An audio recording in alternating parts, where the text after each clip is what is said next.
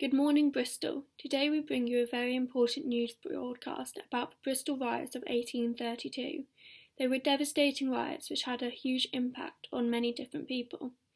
Today we have various interviews with politicians and also people involved in the actual riots. So first of all, I'm going to hand you over to Duncan for the political correspondence. The Bristol riots of 1831 took place after the House of Lords rejected the Second Reform Bill, aimed to get rid of some of the rotten boroughs and give Britain's fastest growing industrial towns, such as Bristol, Manchester, Birmingham, Bradford and Leeds, greater representation in the House of Lords Commons. Lasted for 3 days and included 500 or 600 young men who destroyed private property. Next, we're going to talk to Max, who is able to give us the economic view of what went on and how the economy was affected. Regarding the economic consequences of the riots, you first have to take into account the 500 to 600 young men not working for 3 days. This would have caused a reduced production in the economy and a lot of money to leave the area. In addition, there was work on the Clifton Suspension Bridge halted because of the riots. This delayed its finish, which would, had it finished in time, have improved the local firm's dynamic efficiency.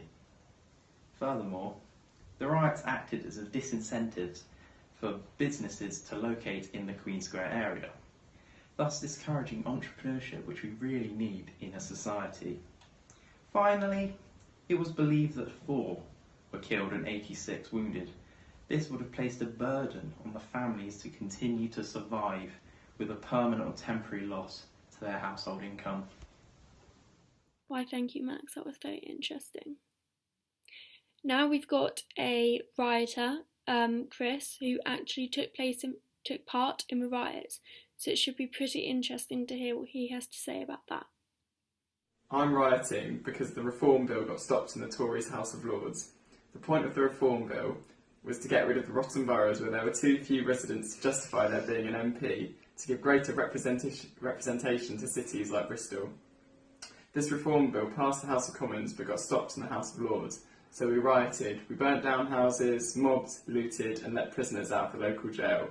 And lastly, we're going to hear from the business. I own a local business near Queen Square and we've been really hurt by all the damage being caused by the riots. Not only have we had to deal with fixing all the physical damage that's been inflicted, we're also seeing a much reduced footfall now that people are frankly frightened to visit the area and just don't want to take their family and children there.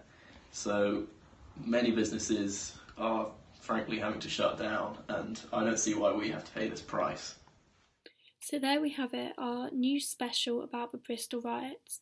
I hope you enjoyed watching tonight's broadcast and be sure to be back tomorrow at the same time. Goodbye.